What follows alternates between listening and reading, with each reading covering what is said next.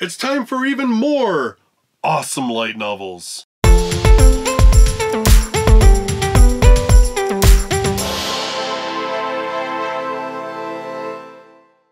Hello everybody and welcome to part 2 of my special coverage of Kono light novel ga Sugoi 2019. If you're just clicking on this video and you didn't see part 1, I'll leave a link somewhere above me. I go into more detail about what Kono light novel ga Sugoi is and how these rankings are achieved. Basically, the short story of it is that they poll fans, community, people in the business, they compile those results, give them a weighting, boom, they got a top 10. This time I'm going to be covering the top 10 Tankobon titles. Now Tankobons are the more expensive, higher grade format. It's basically what we would equate to a trade paperback volume. Now I'll be going through this top 10, and again, if you did not check out part 1, I'll leave a link at the end of this video as well if you want to go and check that one out. At number 10, we have So I'm a Spider, So What? This one is written by Okina Baba and is illustrated by Tsukasa Kiryu. This one is licensed for English release by Yen On. They have currently released 4 volumes in English. In Japan, there are 9 volumes currently available. This one actually has an anime coming in 2019. This one is about a group, a class of kids in modern day Japan that die.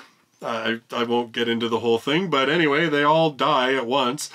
And the one girl from the class is reborn as a spider. Well, a monster, but as a spider-type monster.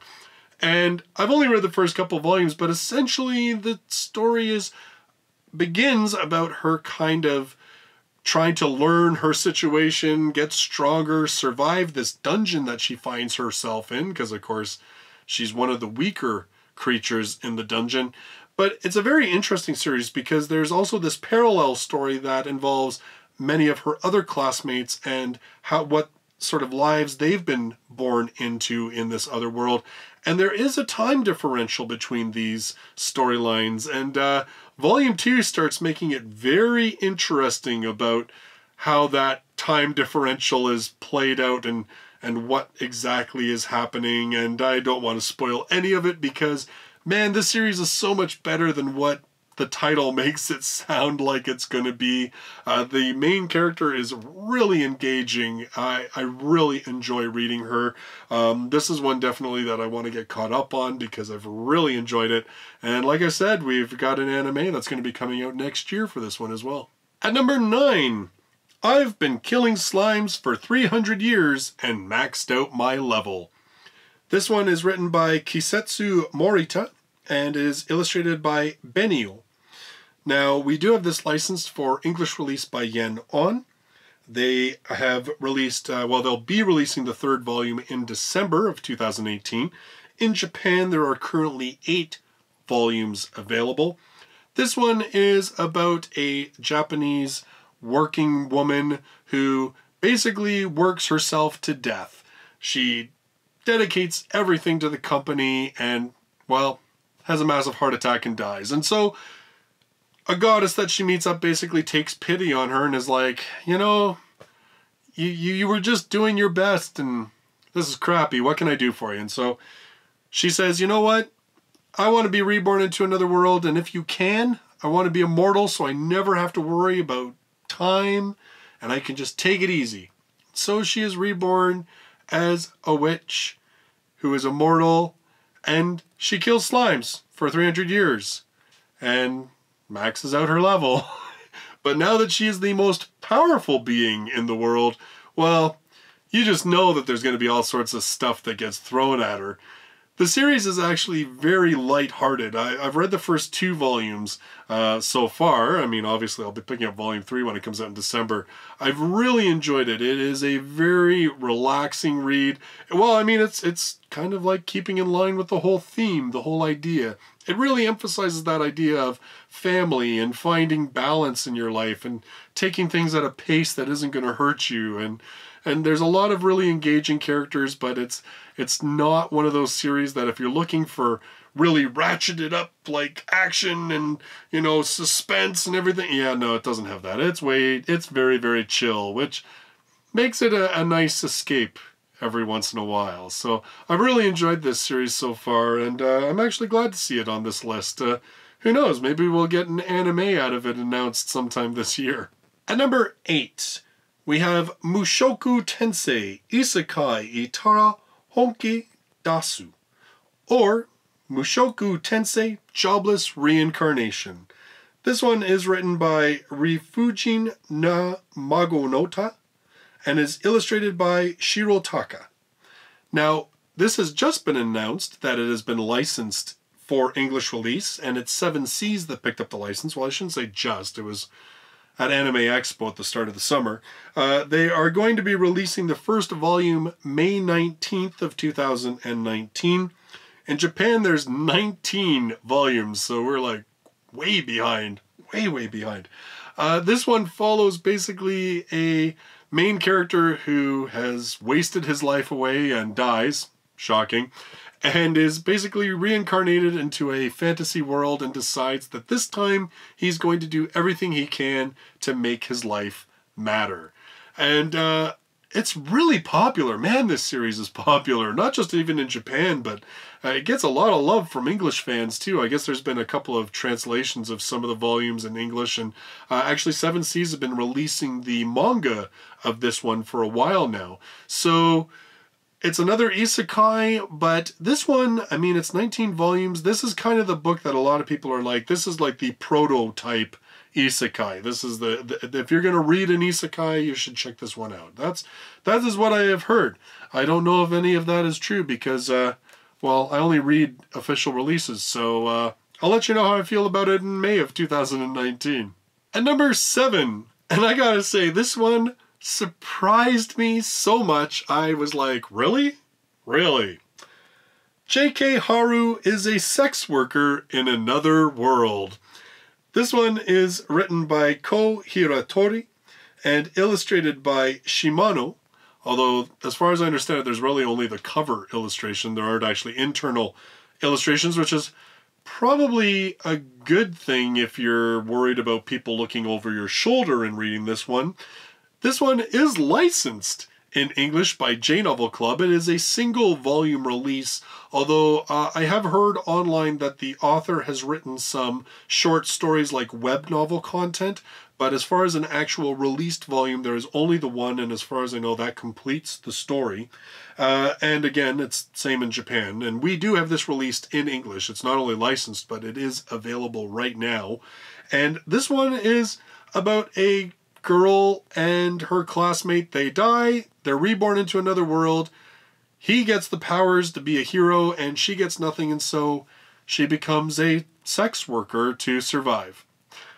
And yeah, I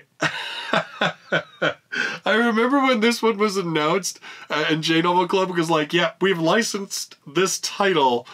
We were all like scratching our heads and like, what? What did you just license?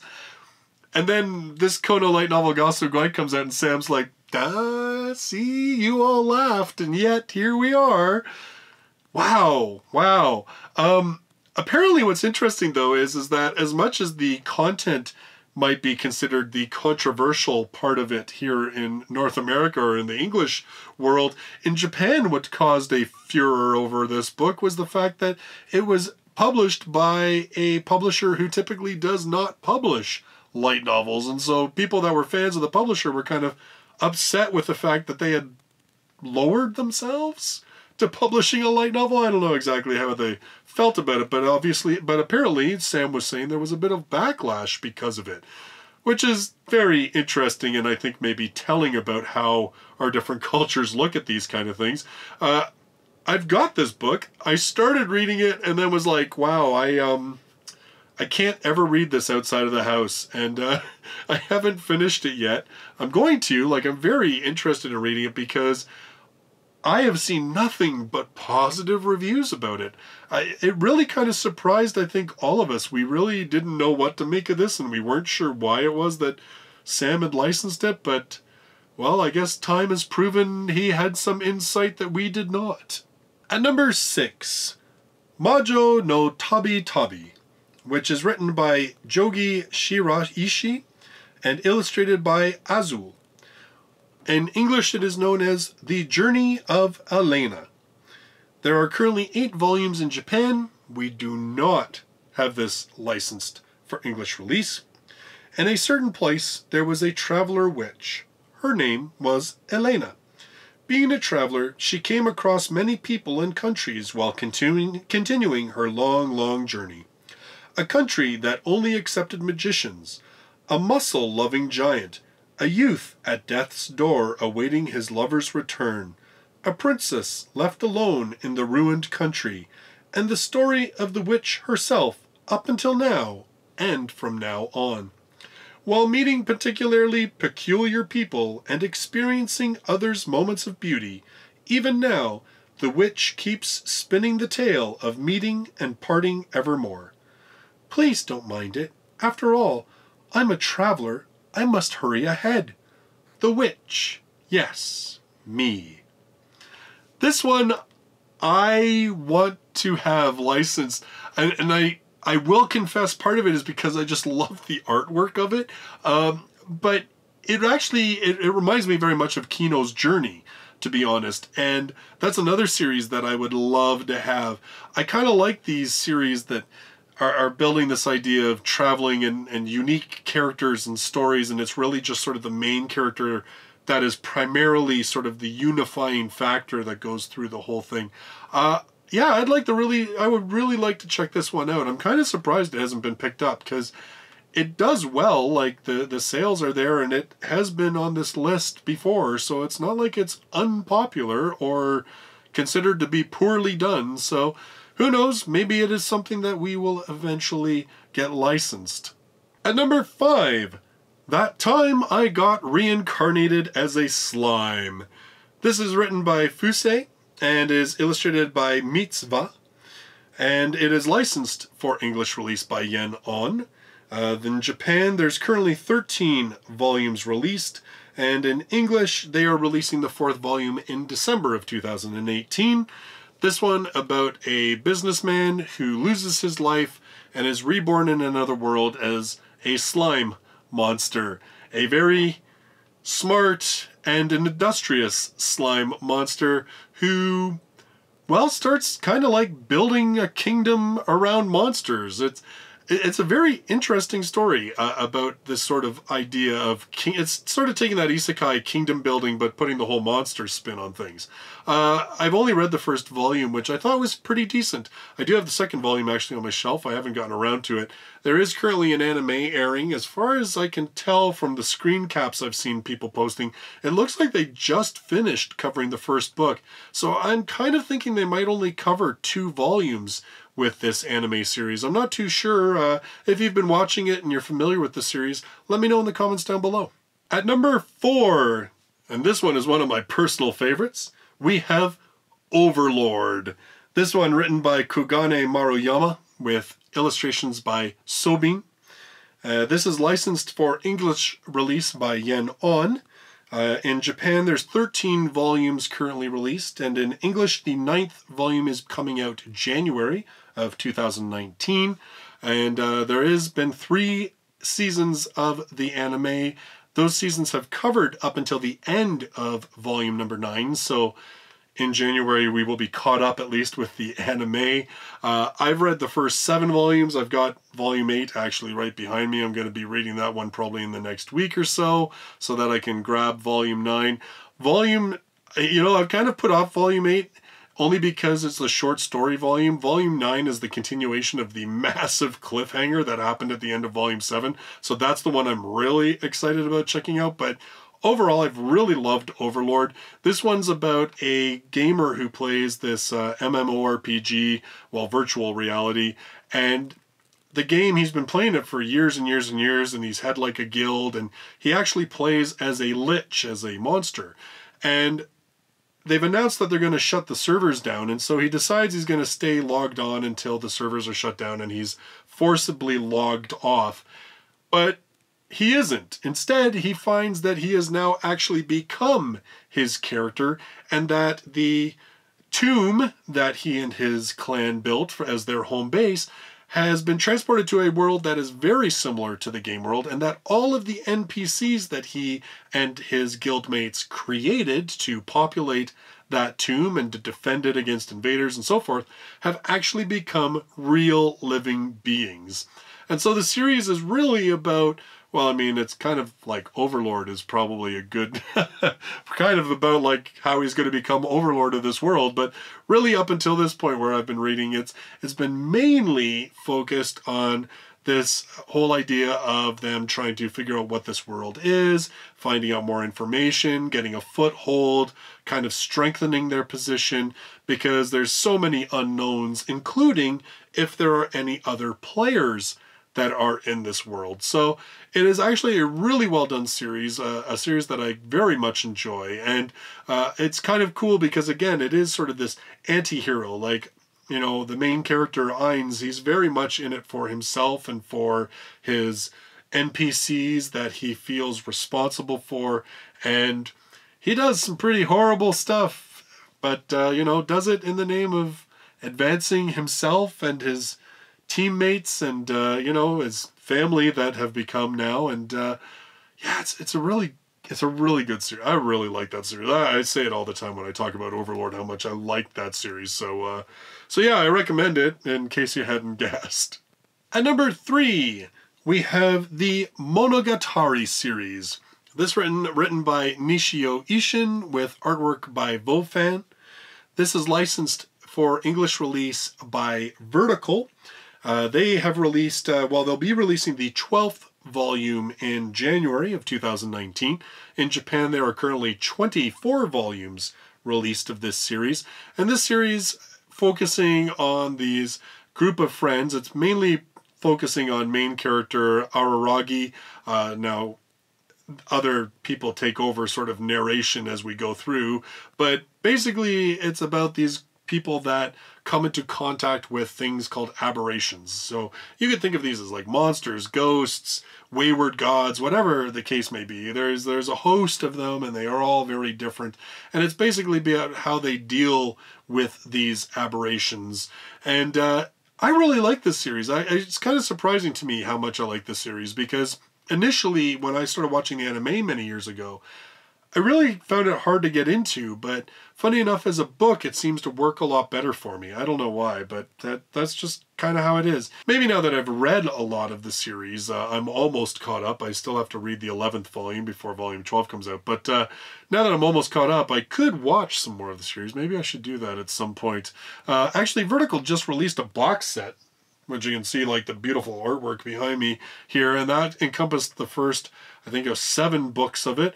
I'm just remembering off the top of my head, but it's basically what they call season 1 of the series. And actually the book releasing in January is going to be the end of season 2. I mean, while the series has some kind of cool sort of like supernatural elements to it, I'd say it's probably better known for its colorful characters and snappy dialogue more than anything. And Vertical's done a really good job with this series, in particular with the translations, keeping sort of that dialogue snappy and interesting, and keeping sort of the puns and stuff in it that's as intact as possible, so that it's still enjoyable from an English point of view. But you know, obviously there are some things that I'm supposing in Japan just work better because of how their language works. But overall, it's been a really enjoyable series. I've found that I've gotten really into it, particularly in this season 2, what they consider season 2 of it, sort of the last couple of books, I found even better than the initial ones. So I always like a series that I can say is getting better as it goes on. At number 2, Umebe no Byoin de Kanojo to Hanashita Ikutsuka no Koto. Oof, that's a mouthful. Author is Hakushina Ishikawa and illustrations by Mai Yonayama.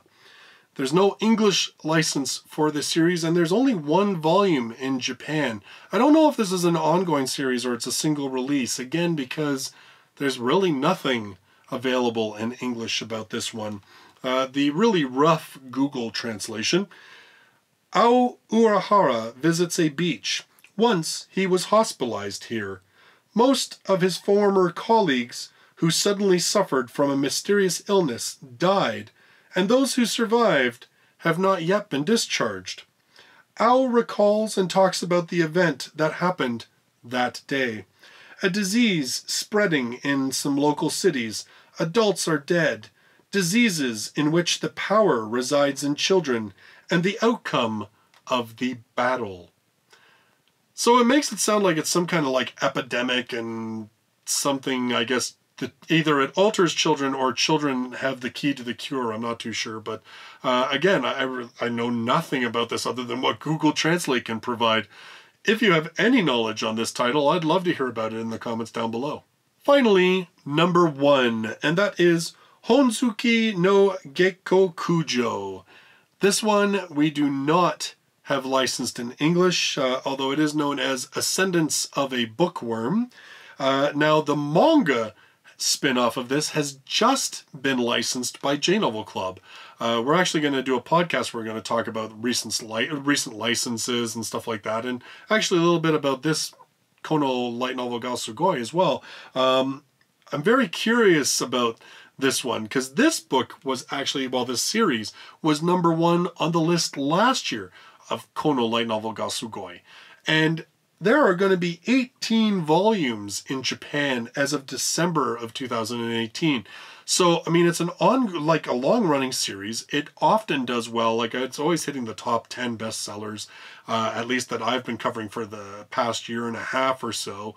And it does well. Like, I mean, like I said, it was number 1 Kono light novel ga Sugoi last year too. So we've got the manga now licensed for it. Does that bode well for the actual light novels? I don't know. I do know that longer series seem to be a bit more of a risk for English licensors, and so they don't often throw into them. I kind of wonder if maybe the manga is a test platform for J-Novel Club. That's just my my guessing and my theorizing, and maybe my little bit of hoping on this one. It's actually sounds like a really cool series. So it is about a girl who her dream is to be a librarian, and during an earthquake she dies literally by being suffocated by her own book collection, and she is reborn into another world where literacy rates are very low. There are not very many books, and so she decides that she's going to make her life work to get books, to create books, to fill a library so that she can be a librarian as she wished. And it follows her from, like, you know, being a young child. If you see the artwork on this one, like, you know, it kind of follows like over a number of years. So I really would like to read this one. You know, it's gotten a lot of praise. It's done very well. I kind of hope that somewhere down the line we're going to get this one in English. Like I said, 2 years running at number 1 on Kono light novel ga Sugoi. I'm actually very surprised that we haven't heard anything about an anime of this one either. So maybe we'll see both of those things happen in 2019. Fingers crossed, but well, only time's going to tell on this one as well. So those are the top 10 Tankobon titles according to Kono light novel ga Sugoi of the past year. What are your thoughts? What do you think? Let me know in the comments down below. So if you're brand new to the channel and you love light novels, or you're just starting to get interested in them, you should subscribe. I do special videos like this. I do countdowns of the bestsellers on a weekly basis, as well as news and reviews, and the light novel podcast is posted here as well. Thank you so much for joining me in this video. I look forward to seeing you in the next one. Till then, bye-bye for now.